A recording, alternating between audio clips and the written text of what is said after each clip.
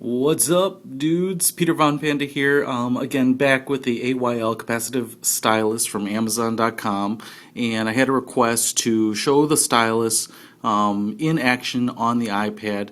This is a pretty typical the balloon rubber eraser pencil type of a touch point on the end of the stylus, so it works like just a bunch of the other ones, the Targus, etc., some of the generics available on eBay. Again, great pen. I've used it a little bit over the last couple of days. It's certainly not gonna you're not gonna mistake it for a Cross or a Parker or something of that nature, but it's pretty nice compared to some of the alternatives, which are more in the $30 or $50 range for the iPad. And again, so regular ballpoint on one end, capacitive touch on the cap, which you can use. So I'm going to show you a couple quick apps that I use for notes and drawing, some of the common ones, and you can see how it works. One of the things I've noticed right off the bat is that when you're taking notes with a capacitive stylus on the iPad, you really can't write probably as fast as you normally would on a piece of paper. It's just the typical type of experience where the lag ends up generating lines that are not very precise. So you're going to write probably about half as fast as you're normally going to write. This application is called Notes Plus. It's kind of a cool notes app, and it's got the palm pad so you can write with your wrist on the screen. You can adjust this palm pad by dragging it around. But I'm just going to write here on this as a test, and I'm going to write pretty quickly. And see where I did the eyes and then dragged the body of the I letter down. On both times I just wrote that didn't pick it up from my release off the page from the dot, and so I had to redraw those twice. That's not too bad. This is a test. I'll write this as a test again. So this is a test. Obviously not great. I've changed you can play around with the letter size and whatnot, but if I just slow it down now just a little bit,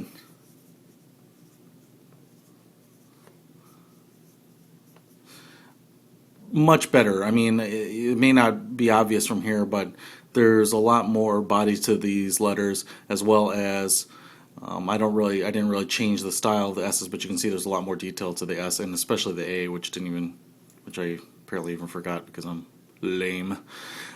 So this is one that I actually use quite a bit. It works in portrait or landscape mode, and it's kind of a nice note-taking app, but you're going to have to be intentional about how you write. Some of the other apps. Here's Drawcast.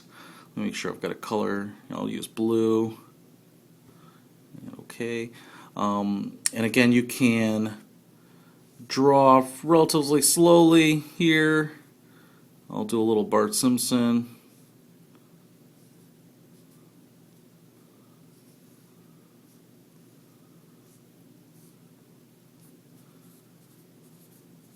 Again, there's just a little bit of lag. It doesn't really smooth these lines all that much, but you can see it's pretty good. And if I were to have done the same thing with my finger, you can kind of do the same thing, but really, actually, the thickness of my finger kind of limits me to what I can actually see. So it doesn't really make much of a difference in actuality, but it's just a lot more convenient. Well, that looks horrible. To use something where you feel comfortable holding the stylus in your hand. And then the last one here is the bamboo paper one, which is a pretty common app, or a pretty popular app, and the writing with this is actually pretty nice. The ink action, or the fake ink action, is pretty nice. Let's see if it looks pretty good here.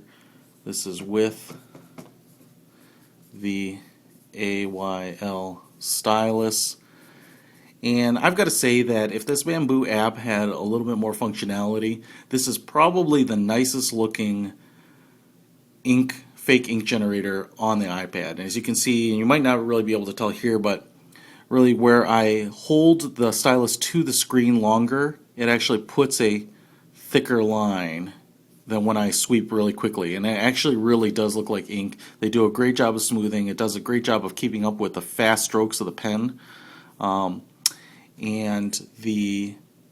that is actually pretty nice. And I wish it had whatever kind of rendering engine in the other apps that the bamboo paper does.